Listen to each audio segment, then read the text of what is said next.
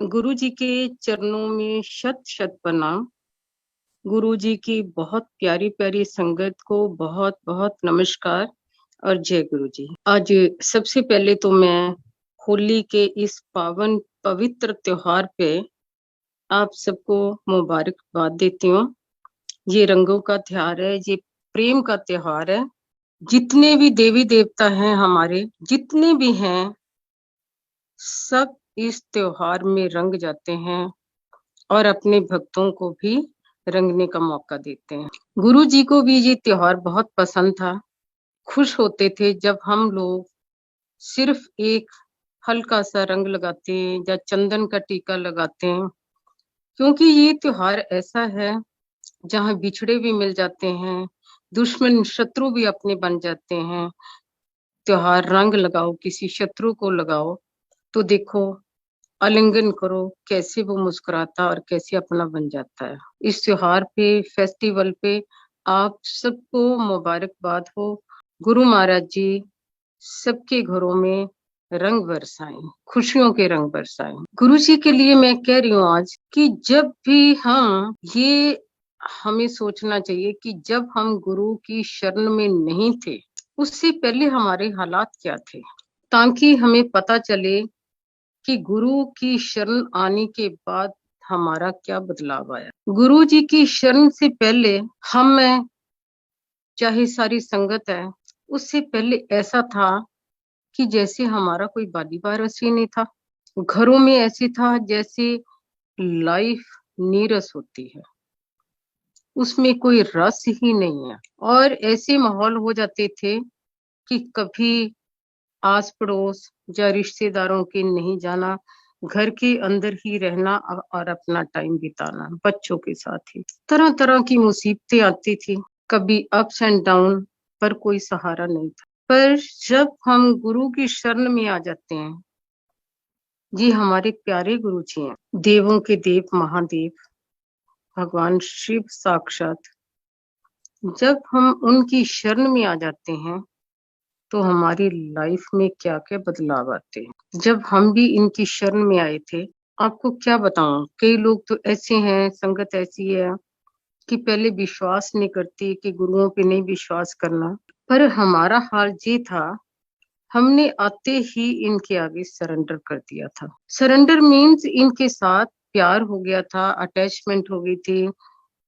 ऐसे था जैसे इनके आगे दीवानगी, प्रभु हमारे आगे बैठे, ईश्वर आगे बैठे और हम दीवाने हैं। ये था, इनके अंदर कोई अट्रैक्शन थी, चुंबकीय अट्रैक्शन थी। उस टाइम भगवान तो खैर नहीं माना था हमने, पर हमें बहुत अच्छे लगते थे।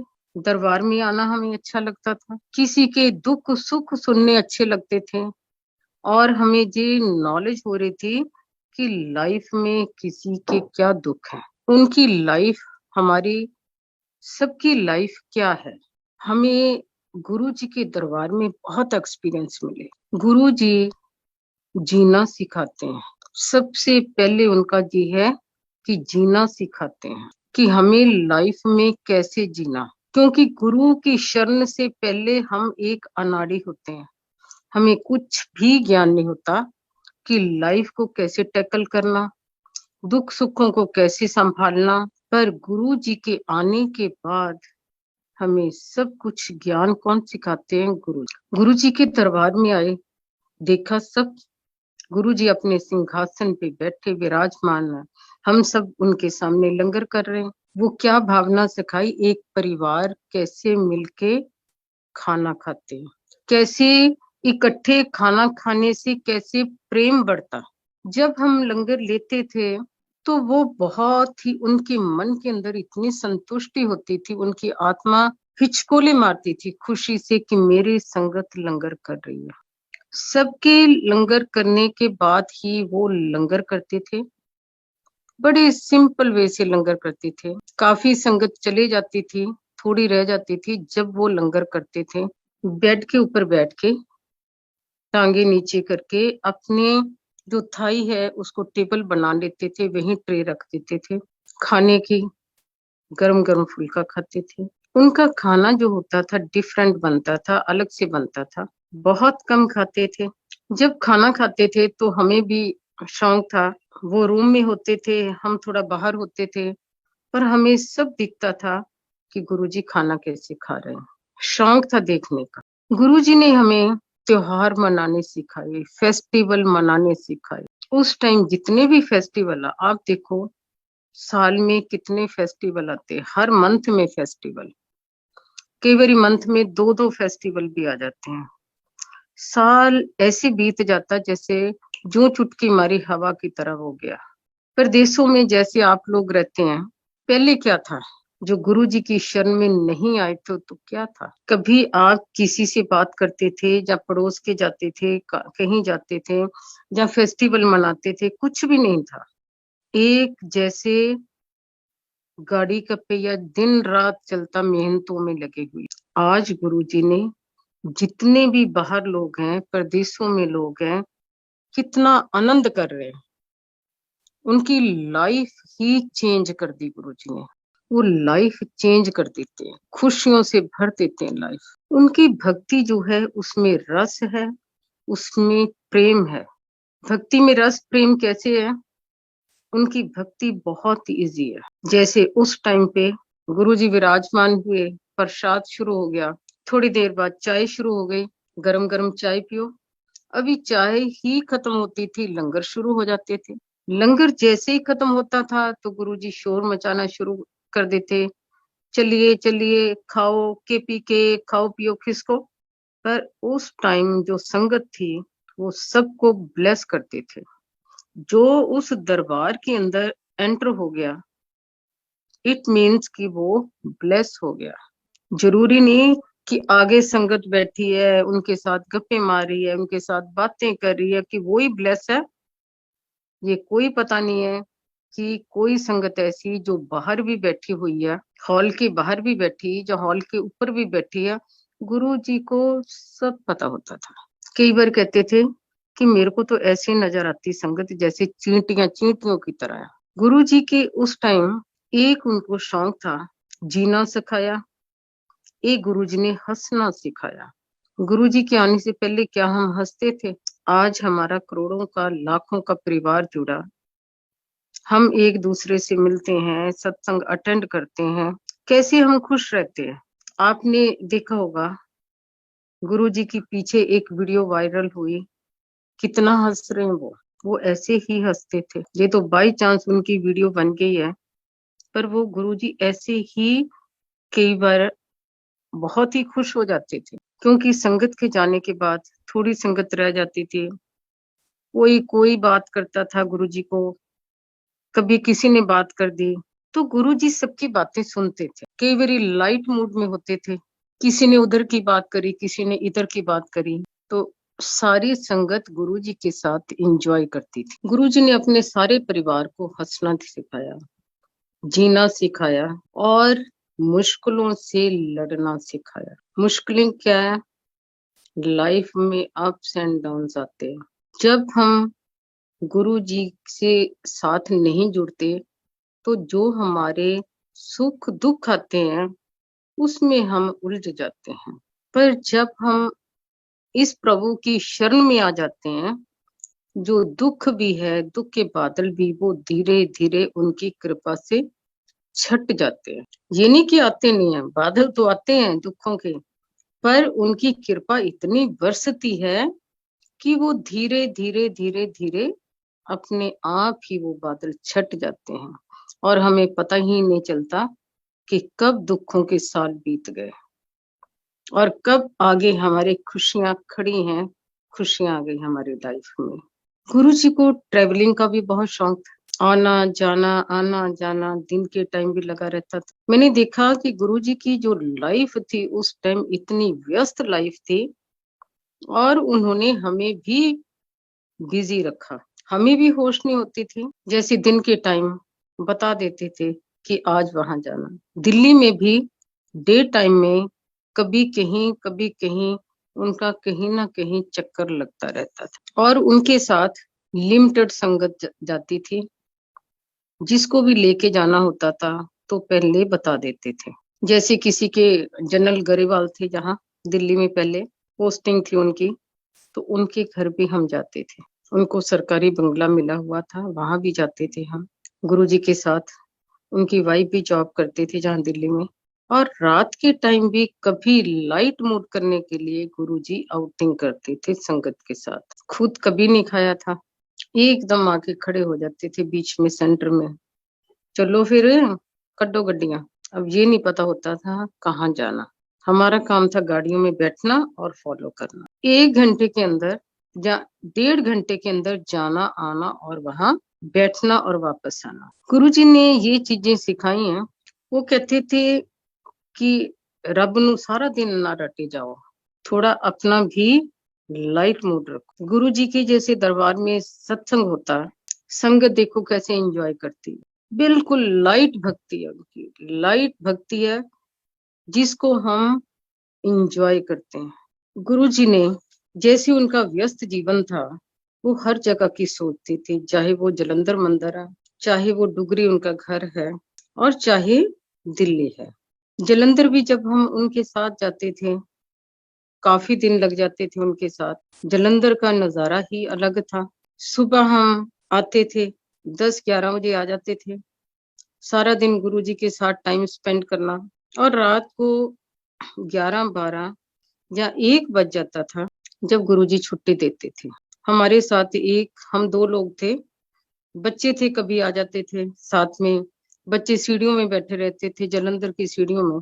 और हमारे साथ एक और कपल था, कमरलाल अंकल और उनकी वाइफ। रात को गुरुजी ने जैसे ही छुट्टी देनी, उनका मूड होता था हमें कहाँ रुकना, उनके हुक्म के अनुसार ही हम लोग रुकते थे।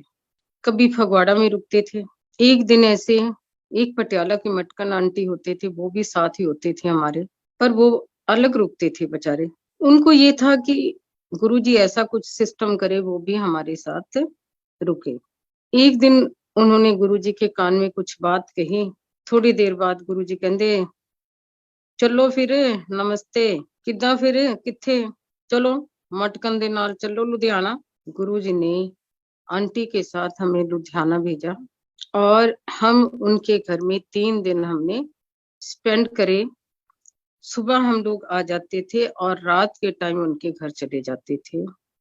वो भी नजारा एक अलग ही नजारा, जलंधर का नजारा ही अलग था। दिन के टाइम संगत बैठती थी, लोग आना शुरू कर देते थे 11 बजे, रात 12 बजे तक गुरुजी चलता ही रहता था। कोई आ रहा, कोई जा रहा, कोई आ रहा, कोई जा रहा। चाय प्रसाद बन रही है, लंगर प्रसाद आ रहा। गुरुजी जलंधर के पास ही हमारे घर होते थे कई आसपास शहरों में, पर हमारी कभी हिम्मत नहीं हुई कि हम गुरुजी से कहें कि गुरुजी हम फला जगह होया।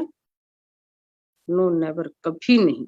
हमने मुंह से कभी निकाला, जितनी देर हम गुरुजी के पास रहे, चाहे हम दिल्ली रहे, चाहे जलंधर रहे, चाहे कहीं भी रहे, पर अपने मुंह से कभी नहीं निकाला कि हमने अपने पेरेंट्स के घर जाना। गुरु जी ही एक दिन कहने लगे, शर्मा आंटी, मैं क्या, हाँ जी गुरु जी प्योके जाना तुम? तो मैंने कहा देख लो गुरु जी, प्योके कहते हैं कि मायके का, प्योके जाना तुम? मैंने कहा गुरु जी आप देखो, चल शर्मा इन्हू 2 दिन घुमा के लिया पे। गुरु जी से बिना पूछे कभी हम काम करते ही नहीं था। आज भी हमारा वही हाल है कि गुरु जी के बिना पूछे कभी नहीं कर।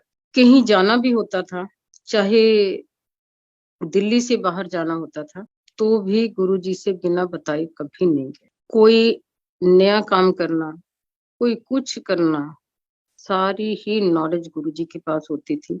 गुरु जी कई बार कई कामों के लिए रोक देते थे। जैसे एक बार इन्होंने कश्मीर जाना था, जम्मू एंड कश्मीर बैंक का था, ऑफिस में, उनका ऑफिस हमारे ऑफिस में आना था। गुरु जी ने 1 वीक रोक के रखा, मीटिंग होनी थी, शर्मा हले ना जा। ठीक है गुरु जी। एक दिन अचानक कहते जा, फ्लाइट पकड़ और जा। गुरु जी जब आगे के रास्ते साफ हो जाते थे तभी ऑर्डर करते थे। वो आज भी ऐसे ही हाल है। कुछ ना कुछ, जब तक आपके आगे के रास्ते नहीं साफ है, गुरुजी कुछ ना कुछ अड़चन डाल देंगे। जब आपका रास्ता क्लियर होगा तभी गुरुजी जाने देते हैं। कभी भी हमने फ्लाइटें लेनी हो, जहाँ कहीं बाई कार सफर करना हो, गुरु जी से पूछते हैं, गुरु जी आपने ही टिकट बनानी, आपने कौन से दिन की बनानी, जी आप जानो, आपका काम जाने। कहीं भी जाना हो गुरु जी, आप हुक्म देते हो तो जाना, नहीं तो कोई ना कोई गुरु जी विघ्न डाल देना, आपकी मर्जी होगी तभी हम जाएंगे, अदरवाइज नहीं। जब वो हमारे सहारे हैं, हमारा एक एक पल वो हमारा ध्यान रखते हैं, जब आप ईश्वर के ऊपर काम छोड़ देते हैं ना, कि तू जान तेरा काम जाने प्रभु, तूने ही करना, जब अंदर मैं आ जाती है तो वो काम नहीं बनते, वो काम ही चौपट आ जाते। जब आप गुरु जी के ऊपर छोड़ देते हैं, गुरु जी आप जानो, आपका काम जाने, ये बात ऐसे है, तो ये गुरु जी की ड्यूटी बन जाती है। वो अपने आप रास्ते खोल देते हैं, अपने आप ध्यान करते हैं गुरु जी, और पता ही नहीं चलता हमारे काम कैसे हो गए। आज मैं आपको डुगरी का भी नजारा दिखाती हूँ कि डुगरी की क्या नजारे थे। जिस टाइम हम गुरु जी के साथ जाते थे, उनके मदर होते थे, बापू जी, मदर, सारा पूरा परिवार था गुरु जी का, बच्चे थे सारे, फैमिली के साथ भी काफी टाइम हम लोगों ने स्पेंड करा। बहुत ही सारे प्यारे प्यारे बच्चे थे, हमारे बच्चे भी उसी उम्र के, उनके बच्चे भी उसी उम्र के। कई बारी मन में संगत के आ जाता है कि गुरुजी हमारे बस संगत के गुरुजी हैं, ईश्वर का क्या कोई फैमिली नहीं है? ईश्वर की भी तो फैमिली है, भगवान राम की भी फैमिली थी, भगवान कृष्ण की भी फैमिली थी, भगवान शिव की भी फैमिली थी, बच्चे थे, पूरा परिवार था। ईश्वर ऐसे नहीं कि अपनी फैमिली को इग्नोर करता, ईश्वर अपनी परिवार का भी उसी तरह पूरा ध्यान करता। जिस घर के अंदर ईश्वर आए हैं, माता पिता बने हैं, भाई बंधु बने हैं सारे, तो वो तो मान के योग्य है। जिस धरती के अंदर आए, जिस घर के अंदर आए ईश्वर, वो स्वर्ग लोक है।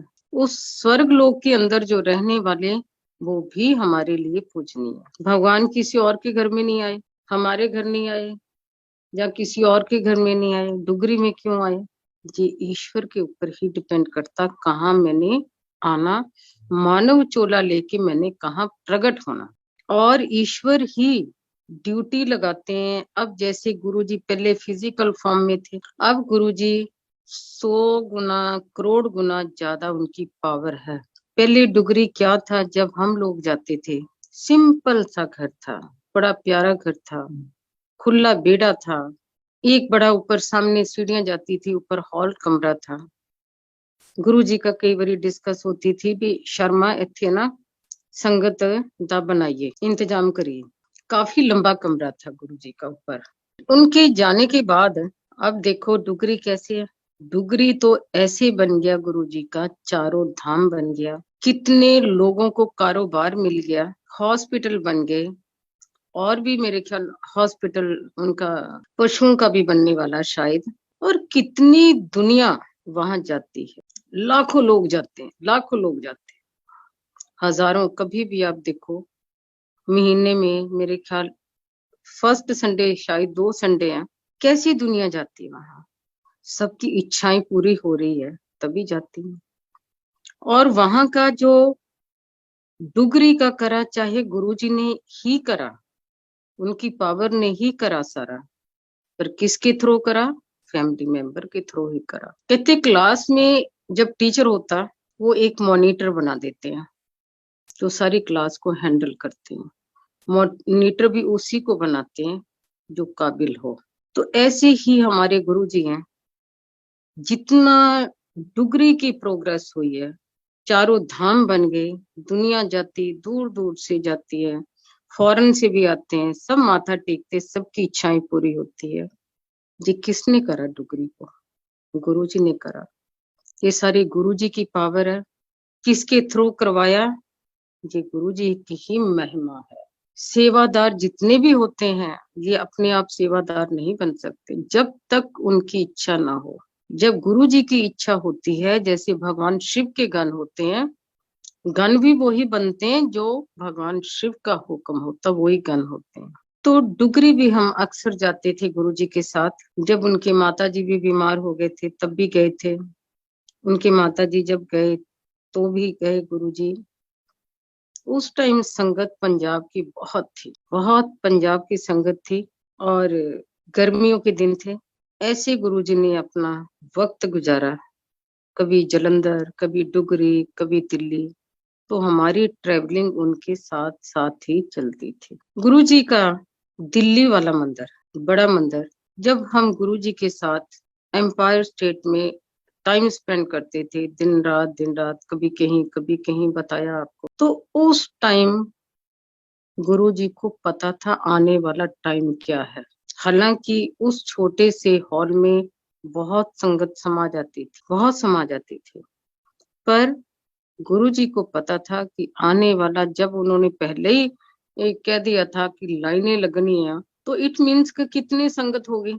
ये बड़ा मंदिर जो बनाया उन्होंने संगत के लिए ही बनाया। उसमें 12 ज्योतिर्लिंग की पावर है, इतनी पावर है कि आप सोच नहीं सकते। जितनी लाखों हजारों की संगत वहां जाती है, पिन ड्रॉप साइलेंस होता, फंक्शन भी होते हैं, बाहर तक दुनिया भर की गाड़ियां भी है, पार्किंग भी है। अभी मैंने एक दिन शू रैक की तरफ से निकली तो मैंने देखा कि शू रैक जो उनका जूतों का है वो कितना विशाल बना हुआ है। धन्य है वो लोग जो जूतों की सेवा करते, वो सबसे बड़ी सेवा है। जो भी उस स्थान पे एंटर हो गया, गुरुजी कह रहे थे 1 किलोमीटर के आसपास एरिया में भी एंटर हुआ तो इट मीन्स वो बंदा ब्लेस हो गया। इतना, अभी शिवरात्रि के मौके पे कितनी बड़ी डेकोरेशन, कितने बड़े बड़े सिंगर आए। आई थिंक सरताज का भी प्रोग्राम था। सुबह 11 बजे मंदिर खुला और पूरी रात तक वो मंदिर चलता रहा गुरुजी का। ऐसी कौन सी पावर है वहां, कैसे बड़े बड़े इंतजाम हो जाते हैं, टेंट लग जाते हैं। और मैं कहती धन्य है वो कैटरिंग वाले जो लाखों लोगों का लंगर बनाते हैं, और स्वादिष्ट लंगर। उसके अंदर इतनी पावर होती गुरुजी का, इतनी पावर होती है कि लंगर खाने के बाद भी आनंद ही आनंद आ जाए। सेवादारों का कितना कंट्रोल है। जब जब भी फंक्शन हुए, बड़े बड़े फंक्शन भी हुए, दिल्ली में सब जगह बारिश होगी पर वहां बारिश नहीं होगी। कितना भी तूफान हो पर वहां नहीं होगा। हम देख के कई बार हैरान होते हैं कि गुरुजी ये कैसे करते हो आप। गुरुजी ने अपनी, मैंने वही बात कही, गुरुजी ने अपनी पूरी टीम तैयार करी हुई है। पावर गुरुजी की है। किसके थ्रू करवा रहे हैं काम सारे, कैसे कैसे काम हो रहे हैं। उस दरबार के अंदर एक भी संगत ऐसी नहीं है जो ब्लेस नहीं हुई। हर संगत की जो भी समस्या है, कभी भी आप समस्या किसी भी संगत की सुन लोगे, वो आपको कितनी सत्संग सुनाएगा कि गुरुजी ने मेरे ऊपर जीवी कृपा करी, जीवी कृपा करी। फिर हमें और क्या चाहिए। हम गुरुजी के, वही है ना, नौका में सवार हैं, आनंद ले रहे हैं, मौजें कर रहे हैं, तो हमें और क्या चाहिए। एक गुरुजी को जीना सिखाया, हंसना सिखाया। एक गुरुजी को सफाई का बहुत शौक। गुरुजी का जो दरबार था, चाहे एम्पायर स्टेट था, ऐसे नीट एंड क्लीन। गुरुजी खुद भी ऐसे थे जैसे हाथ लगाई मेले हो जाए। उनकी ड्रेसेस, उनके कपड़े, उनके शूज, उनकी सॉक्स ब्रांडेड सॉक्स होती थी। मान लो ऐसे था, गुरुजी सामान आता था, चोले आ रहे, गुरुजी बांटी भी जा रहे। कोई सामान आ गया, जब मूड आया किसी को दे भी देते थे। बड़े मंदिर में भी आपने देखा कितनी सफाई है। नीचे कभी भी कोई चीज गिर जाए तो उठा के खा सकते हैं, इतनी उस स्थान पे पावर है, इतनी सफाई है उस जगह पे। जब गुरुजी वहां, वो तो हर कन कन में है। कई संगत ऐसी है, गुरुजी कहते कि झूला झूल रहे हैं, गुरुजी को हमने वहां देखा, गुरुजी को हमने वहां देखा। वो झूठ नहीं बोलते। जिनकी डिवाइन आईज है उनको गुरुजी नजर आते। आज मैं शिव पुराण के लास्ट पेज पढ़ रही थी, उसमें बताया कि कैसे भगवान शिव, शिव ही गुरु है, गुरु ही शिव है। कि कैसे शिव, जब किसी ने गुरु की शरण में आता तो कैसे गुरु जी जब शिव उसके हृदय में बैठ के उस मंत्र को देते हैं, भक्त के मन में बैठ के, हृदय में बैठ के देते हैं। वही बात है कि जब हम ओम नमः शिवाय, शिव जी सदा साई, ओम नमः शिवाय, गुरु जी सदा साई का मंत्र करते हैं, जितना मंत्र हम करते हैं मन के अंदर हमारे मंत्र चलता, तो हमारे हृदय के अंदर गुरु जी विराजमान हो जाते हैं, हमारे रोम रोम के अंदर वो विराजमान हो जाते हैं। तभी तो वो आपके अंदर, तभी पावर आती है, तभी आपके मन को शांति मिलती है, तभी आपको जीना आता है। कभी किसी से बात करनी आती कि हमने किसी के साथ बैठना कैसे, कैसे खाना पीना और कैसे उठना, क्योंकि गुरु जी ही अंदर सारे गुण डाल देते हैं। हंसना सिखाते, जीना सिखाते, रोना सिखाते हैं, ये गुरु जी ही हैं, मल्टीपर्पज काम करते हैं। एक गुरु जी का जब हम बैठते थे तो कई बार कहते थे, कभी किसी को कह देते थे, उनको सब पता होता था कि अलमारियों में क्या पड़ा, घरों में क्या पड़ा। पुरानी चीजों, जो चीजें हमें यूज ही नहीं करनी, चाहे हमारा घर हो, चाहे हमारा ऑफिस हो, वही चीजें रखनी चाहिए जो हमें यूज करनी है। गुरुजी स्पष्ट बोल देते थे। मैंने आगे भी कहा कि एक लेडी को बोला कि रसोई तू भांडिया नाल भरी है ऊपर तक, पुराने पुराने भांडे रखे, उन सुट दी क्यों नहीं बाहर, सुट उन्होंने बाहर। कई बारी हमें अपनी पुरानी चीजों से अटैचमेंट हो जाती है, फेंकने को मन ही नहीं करता और उसका यूज भी नहीं है। हमेशा अपना जितना भी फालतू सामान है किसी को बांट देना चाहिए, जरूरतमंदों को बांट देना चाहिए, किसी के काम आ जाए। एक बार भरे दरबार में गुरुजी ने, वो लाइन में लगे हुए थे गुरुजी से माथा टेकने, गुरुजी ने उनको भी कहा तू अलमारियां च फटे फटे कपड़े रखे हैं। गुरुजी तो स्पष्ट कह देते ना, फटे फटे कपड़े रखे हैं, नाम भी लिया कौन से कपड़े रखे हैं, तो उन्होंने बाहर सुटता क्यों नहीं है, संभाल संभाल के रखे हैं। फिर उस अंकल ने बताया कि भी गुरुजी जो कह रहे वो ठीक कह रहे हैं और मैं कल जाके वो सारे कपड़े आउट करूंगा। गुरुजी को सफाई का बहुत ही शौक था, वो चाहते हैं मेरी संगत भी नीट एंड क्लीन हो और हमारा दरबार जो प्रभु का, ईश्वर का दरबार है, वो भी नीट एंड क्लीन होना चाहिए। एक गुरुजी का देखा, जब हम गुरुजी के पास बैठते उठते थे उनके चेहरे बहुत बदलते थे। उस टाइम तो हमें अकल नहीं होती थी कि गुरुजी के चेहरे पे निशान कैसे आ गए, गुरुजी का आज नीले हो गए, आज क्या हो गया। आज आप देखते हैं कई स्वरूप में गुरुजी अपना चेंज कर लेते। एक बार हमारे घर में भी ऐसे हुआ था, सत्संग चल रहा था तो देखते देखते गुरुजी ने पूरी, उनका जो चेहरा था पूरा ब्लू पड़ गया था, ऐसे स्पीड से पड़ा। तो रात को मैं उनके दरबार में सोई। उनके, हमारे जब भी सत्संग होता, सत्संग खत्म होने के बाद हम कोशिश करते उसी दरबार में सोने की। जब मैं दरबार में सोई रात को तो गुरुजी ने कहा कि शर्मा आंटी तो फलानी जगह हो गया, और अगले दिन में कितनी बिजी होने के बावजूद भी उनके कहे अनुसार मैं वो स्थान पे गई।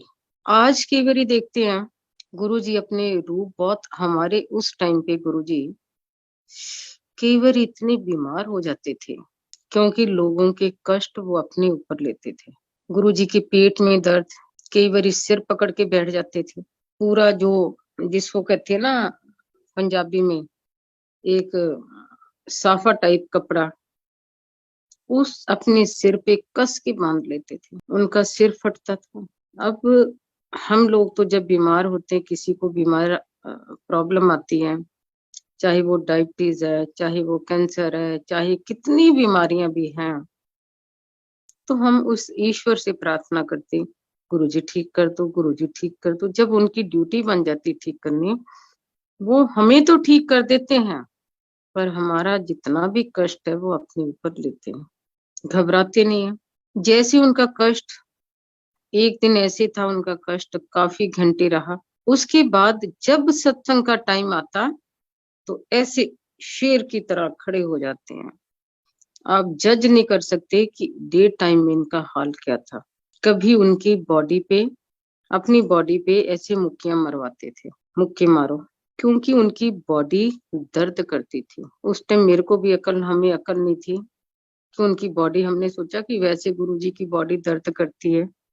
ये नहीं पता था कि लोगों का कष्ट वो अपने ऊपर लेते हैं। हम भी पंजाब गए हुए थे, ऐसे काम, गुरुजी के काम से ही गए हुए थे।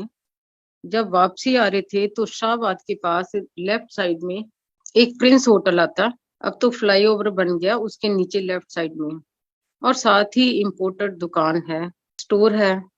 एक बार हम गुरुजी के साथ ही उस होटल में गए थे, गुरुजी ने ब्लेस करा था उनको। अगली बार हम दोनों अकेले थे, ऐसे ही खाना खाने के बाद हम उस शॉप पे गए। अचानक मेरी निगाह गई किसी सामान के ऊपर, तो मैंने पूछा भैया ये क्या है। ये बात भी बहुत पुरानी है, 2000 सन की बात हो गई। वो कहने लगे कि ये मसाजर है। मैंने कहा मसाजर क्या होता है, क्योंकि हमें भी कई चीजों की नॉलेज नहीं थी। वो कहता जी मसाजर का मतलब है कि जब बॉडी में दर्द करता ना, टांगे बाजू सारी बॉडी दर्द करती है, तो दबाने की जरूरत नहीं होती कि आपको दबानी, बॉडी दबानी है। कई बार हम किसी से हेल्प लेते हैं, तो जी मसाजर चला दो। मैंने इनको उसी टाइम तुरंत राय दी, मैं कि ये बढ़िया काम है, गुरुजी के लिए हम लेके चलते हैं मसाजर। अब तो मैं कि जरूरत ही नहीं उनको, क्योंकि हम बड़े प्यार से और बड़े गुरुजी की रिगार्ड से बातें होती थी, फैमिली की तरह बातें होती थी। हमने वो पैक करवाया और लेके गए। जब लेके गए, गुरुजी रूम में थे, अभी टाइम नहीं हुआ था उनका, क्योंकि वो अपने रूम से 8 बजे निकलते थे। तो हम 6:30 बजे गए उनके रूम में। गुरुजी बेड पे बैठे हुए थे, तो पैकिंग उसकी बड़ी थी। गुरुजी ने देखा ये क्या ले आई है। गुरुजी कहते ए की लेके आई हैं। गुरुजी देखो तो सही। मैंने फौरन पैकिंग खोली, ऐसे था कि जैसे कोई पता नहीं कौन सी इनको चीज दिखानी है, खुश हो जाएंगे।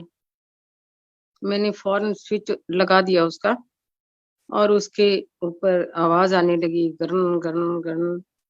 मैंने गुरुजी के ऐसी बाजू पकड़ी, मैं गुरुजी देखो जरा 1 मिनट, उनकी शरीर के ऊपर चलाया। गुरुजी कहते भाई ए ठीक है शर्मा, ए ठीक है, बहुत बढ़िया। खुश हो गए गुरुजी, खुश हो गए। जब ऐसे होता था, वो भक्तों को हौसला देते थे, प्रेज करते थे कि बहुत बढ़िया भाई, बहुत बढ़िया। ये भी उन्होंने हमें बात सिखाई है। जब हम किसी की चीज को, कोई हमें गिफ्ट देता है, तो हमें भी खुश होना चाहिए, चाहे वो छोटा सा गिफ्ट हो दे, तो उससे उसको प्रोत्साहन मिलता है देने वाले को। गुरुजी बड़े खुश, ले ए ठीक है, ए बढ़िया है, हुन मैनू जरूरत ही नहीं है। हो सकता बाद में पता नहीं गुरुजी ने वो किसी को दे दिया या नहीं दिया, कहाँ गया, पर उस टाइम प्रेजेंट गुरुजी बहुत खुश हुए।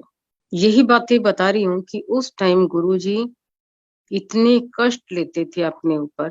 एक बार मैं रामगढ़ से आ रही थी, नैनीताल से आ रही थी, मेरे को बहुत, सर्दियों के दिन थे, अकेली थी ड्राइवर के साथ, मेरे को बहुत तेज टेम्परेचर हो गया।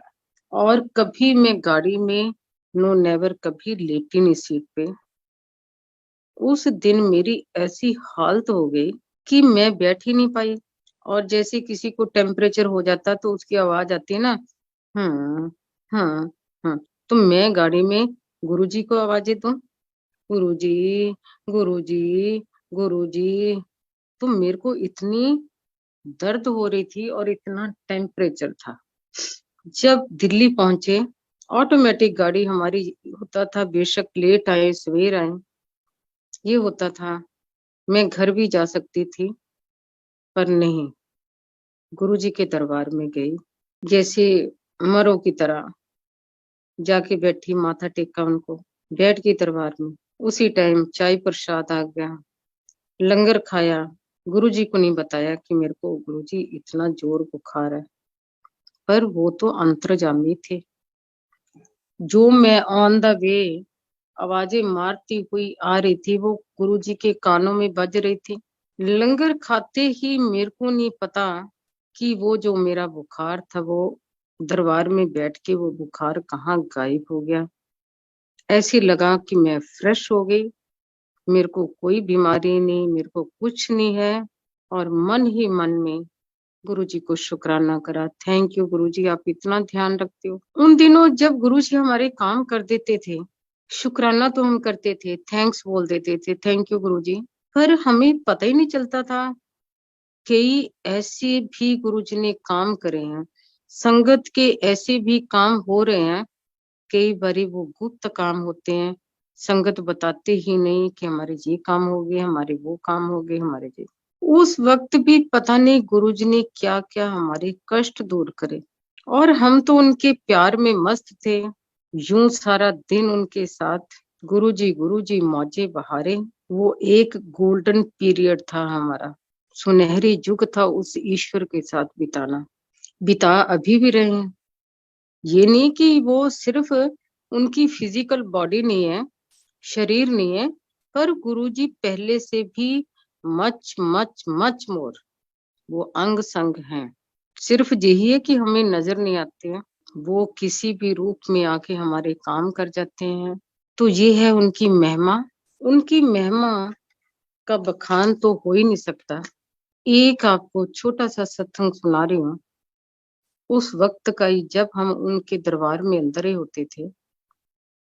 मैंने देखा कि गुरुजी जो लोगों को तकलीफें होती थी वो आज भी हैं, पर गुरुजी बीमारी को रुख चेंज कर देते हैं, वो सूल की सुई बना देते हैं। ये चीजें हमने प्रैक्टिकल उनके साथ देखी हैं, यही चीजें आज भी देख रहे हैं। हमारे साथ प्रैक्टिकल हुआ कि कितनी बड़ी बड़ी बीमारी आई है, पर उन्होंने रुख ही बदल दिया।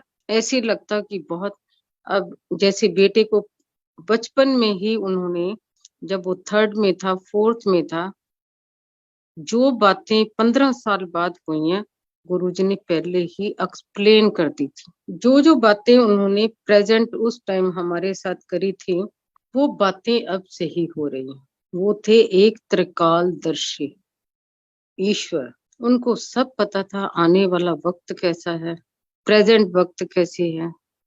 वो सारे वक्त, चाहे कोई भी वक्त, वो सारे ही वक्त संभालते हैं। एक सारी संगत के आगे मैंने एक विनती करनी है कि हम बहुत बड़े बड़े सत्संग करते हैं, घरों में भी सत्संग करते हैं, कई जगह जाने का मौका मिला सत्संग में, पर जब आरती होती है, वैसे तो गुरुजी की बड़ी जोत रखी जाती है साइड पे टेबल पे, पर जब आरती होती तो बहुत छोटी जोत, इतनी छोटी होती है कि उसका बैलेंस ही नहीं बनता।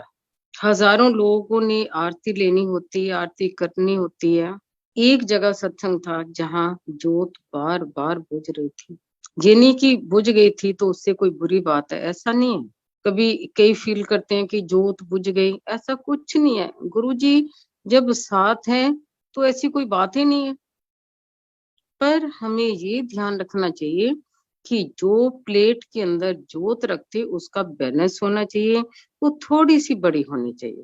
क्योंकि जोत कभी, जब आरती होती है, कई लोगों को करनी आती है, कईयों को बेचारों को नहीं संगत होती, नहीं करनी आती। ये तो गुरु जी ही हैं जो जोत को उस टाइम संभाल के रखते हैं। अदरवाइज जिस तरह से आरती होती है, फटाफट स्पीडो स्पीड आरती होती है, तो जोत कहीं की कहीं पहुंच जाए, नहीं, गुरु जी उस जोत पे पूरा कंट्रोल करते हैं। पर हमारा फर्ज बनता कि थोड़ी सी ऐसी जोत लें जो गिरे ना और स्टेबल हो, उसका नीचे का जो बेस हो वो अच्छा हो। आज सत्संग करके, आप लोगों से बातें करके बहुत अच्छा लगा।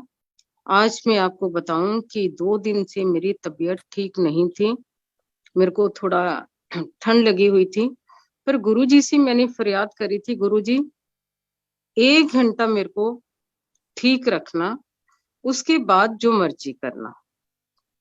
पर गुरुजी की थैंक्स, गुरुजी बहुत बहुत शुक्राना, आपने इन फलों का शुक्राना क्योंकि आपको पता जब ठंड लगती है तो कैसे हाल होता, तो यही हाल मेरा था। पर सिर्फ मैंने गुरुजी से कहा कि सिर्फ 1 घंटे देना। बहुत अच्छा लगा aunty, thank you so much. और इस सारी संगत का बहुत बहुत शुक्राना, थैंक यू सो मच।